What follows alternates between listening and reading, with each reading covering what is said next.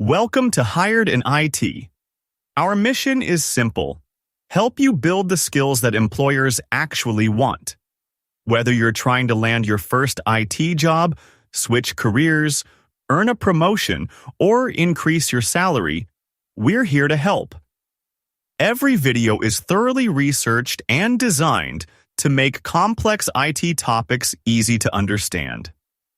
If there's an IT topic you'd like us to cover, leave a comment below.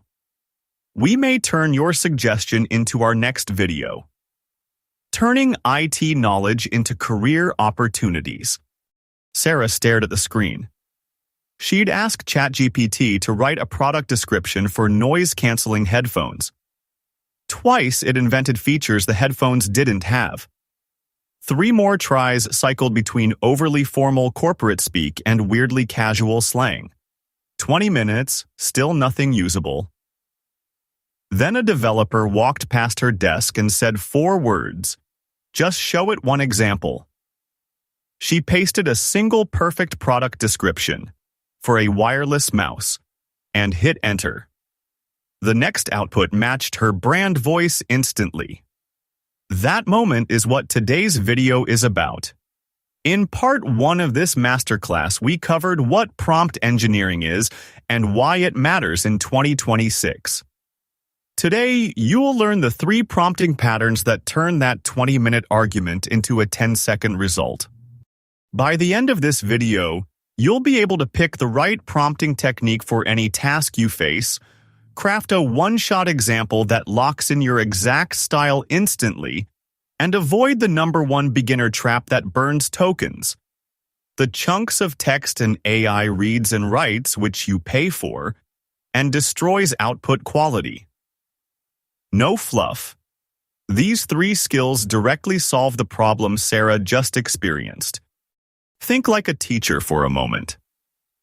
You've got 3 students, and you ask each to write a catchy email subject line. The first student gets no example, just the instruction. They guess. The subject line is generic, maybe new product launch, limited time. The second student gets one example of a great headline and produces something decent but still a bit off. The third student gets 3 varied examples and nails it. The subject line is punchy, on-brand, and tailored to the audience. Here's the catch. After about 3 examples, additional ones add little value. The patterns are already clear. That's the sweet spot. So why does giving the AI 1 or 2 examples make such a dramatic difference? The answer is something researchers call in-context learning. Instead of permanently teaching the model new knowledge, you're temporarily teaching it how to solve this specific task inside the current conversation. The model isn't retraining itself. It isn't changing its neural network.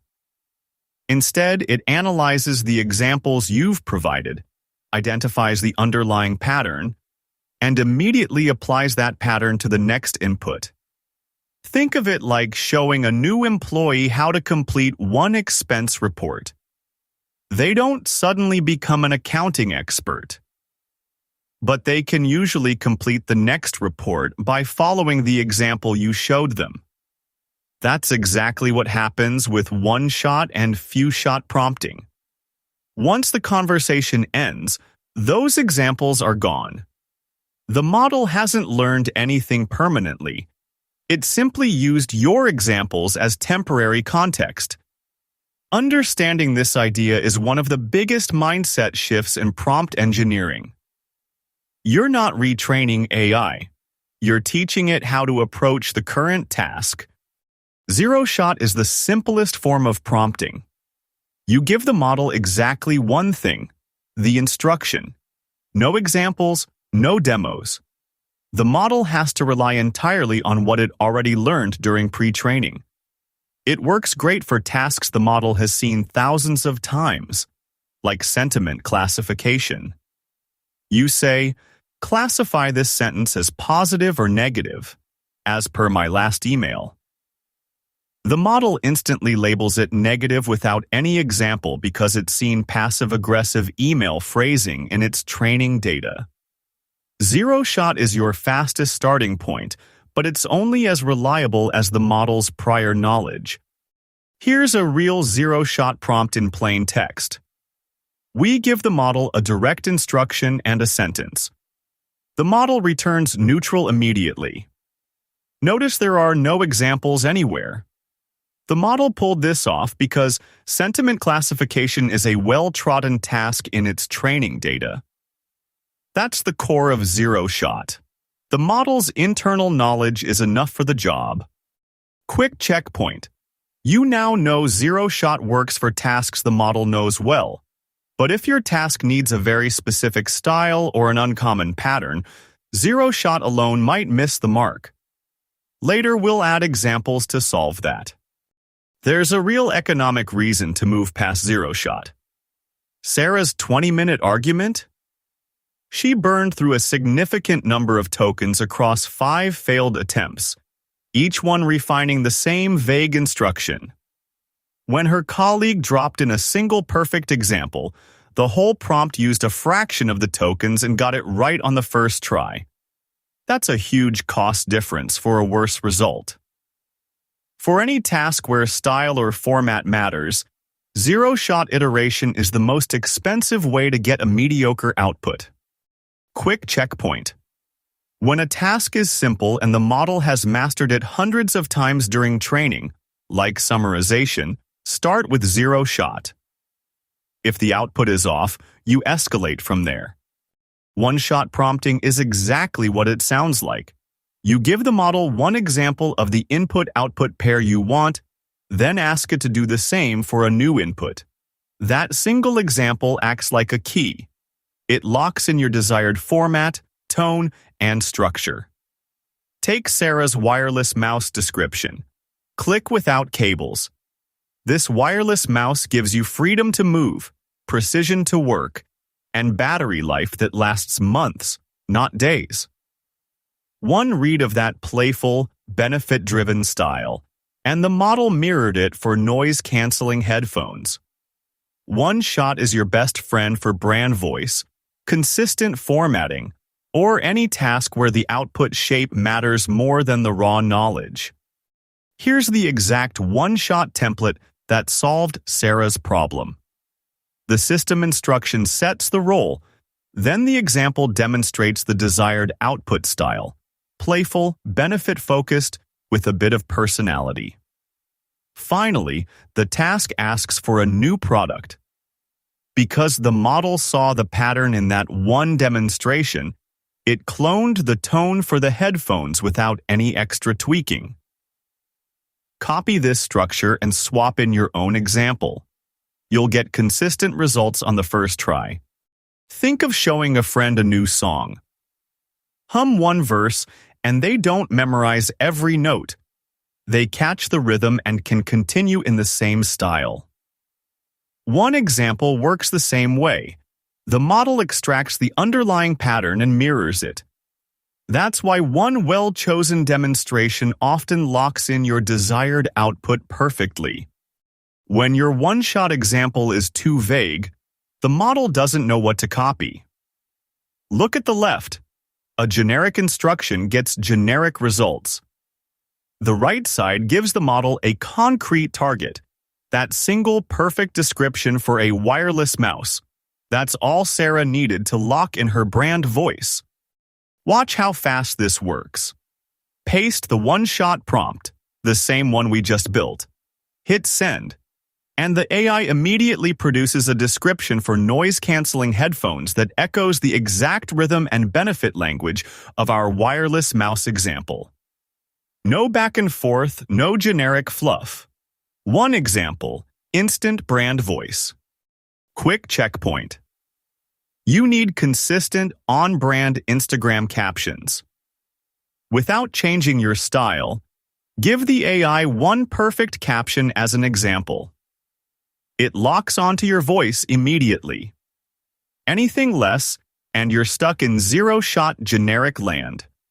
Flowchart is your advanced toolkit. 2 to 5 examples teach the model a pattern it can't guess from instructions alone. Take sentiment classification. I am happy is positive. This is a terrible situation is negative. I am going to play cricket is neutral. That third example is key. It shows the model that not every statement is charged. Once the mapping clicks, the model nails new sentences. Here's a few-shot prompt for sentiment classification. 3 examples. I am happy maps to positive. This is a terrible situation is negative, and I am going to play cricket is neutral. That last one is a clever test. Sports talk can be neutral. After those examples, the model sees, I am feeling good today, and following the pattern would likely classify it as positive. That's the whole point. The pattern is now unmistakable. Let's answer a question almost every beginner asks. If examples help, why not give the model 20 of them? Because more isn't always better. Think of teaching someone to solve a math problem. After 2 or 3 good examples, they usually understand the pattern. Showing 20 more examples rarely improves their understanding. Instead, it wastes time and may even create confusion. Large language models behave similarly. A few carefully chosen examples usually provide enough information for the model to recognize the pattern. Beyond that point, every additional example consumes valuable context window space, increases cost, and sometimes introduces unnecessary variation. Professional prompt engineers don't aim for the most examples. They aim for the fewest examples that consistently produce the correct result. Quality always beats quantity. Every AI model has something called a context window. Think of it as the model's working memory for the current conversation. Everything inside that window competes for space. Your system instructions, your examples, the user's request, and finally, the model's response. If your prompt becomes too large, something has to give. Older information may be ignored. Responses may become incomplete, or the model may simply run out of room before finishing. That's why prompt engineering isn't just about writing better prompts. It's also about writing efficient prompts. The best prompt isn't necessarily the longest. It's the one that gives the model exactly the information it needs, and nothing it doesn't. Every beginner thinks more examples equals better output. But throw too many examples at the model and you'll confuse it, hit token limits, or force it to learn noise instead of signal. I've seen real-world prompts where someone overloaded the examples and the per-run cost shot up, and the output was worse than with just a few. This is the trap nobody warns you about. Checkpoint. Token budgeting. Let's visualize the context window. Think of it as a fixed bar. System instructions take a small chunk up front. Then your few-shot examples gobble up space, each maybe 100 tokens or more. The user's actual task gets the leftovers. With 3 examples, there's plenty of room for the model to reason. With 7, the examples crowd out the task, leaving the model gasping for air.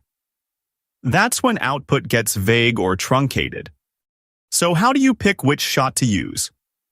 Here's a decision flowchart you can pin on your desk. Start by defining the task.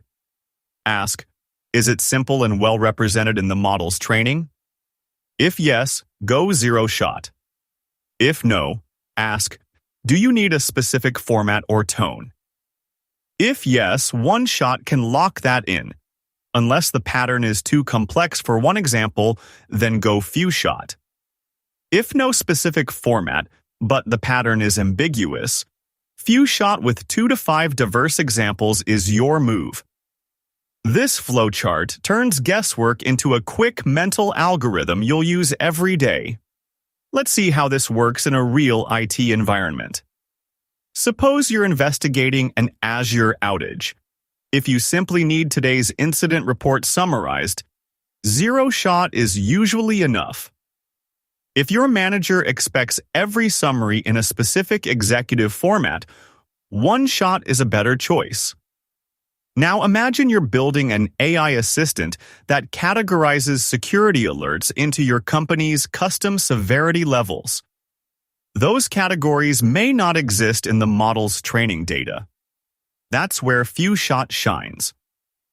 By providing a few labeled examples, you teach the model exactly how your organization defines critical, high, medium, and low. Same AI, different problem, different prompting strategy. That's how enterprise teams think. Quick check. You need a JSON array of 10 fictional user profiles, each with fields for name, email, and sign-up date. The model understands JSON structure, but it doesn't know your exact field names. What technique do you reach for? The answer: One Shot or Few Shot. Provide at least one complete profile as an example so the model copies the structure. Zero Shot would guess the schema and likely get it wrong. You may have heard people talk about six-figure prompt engineering jobs. While dedicated prompt engineer positions certainly exist, most organizations are taking a different approach. Instead of hiring large teams of prompt engineers, companies are expecting AI skills to become part of existing roles. Software developers use prompts to build AI-powered applications. Cloud architects design AI workflows. Business analysts automate reporting.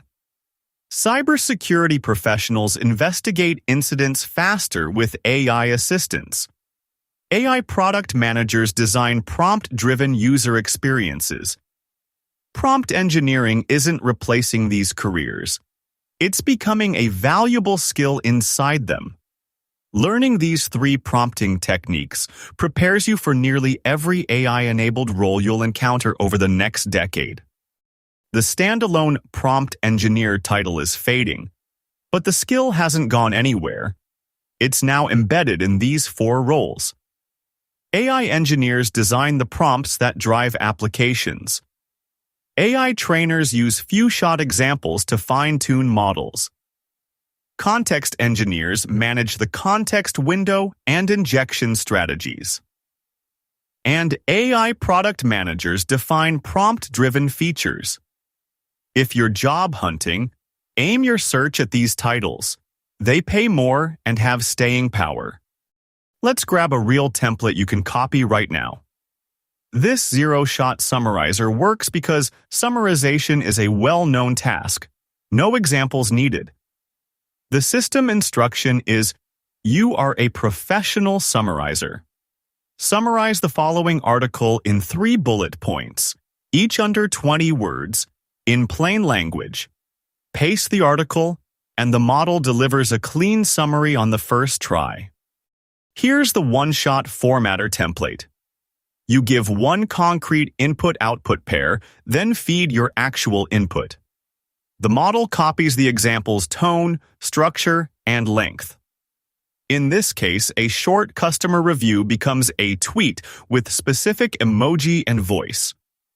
The key is that single example. It's enough to lock in the style for dozens of new conversions. And the few-shot classifier. This one's a lifesaver for non-obvious categories.